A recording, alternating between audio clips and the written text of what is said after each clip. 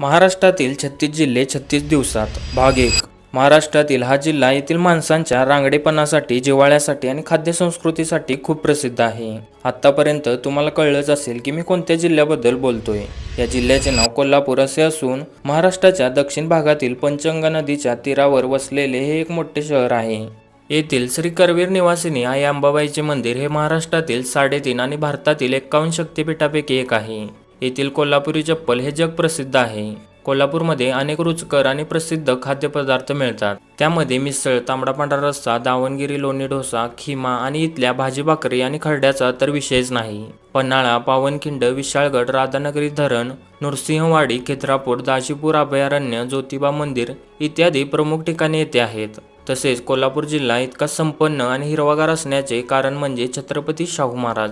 तुम्हाला माहीत असलेली अशीच कोल्हापूरबद्दलची खास माहिती कमेंटमध्ये नक्की सांगा.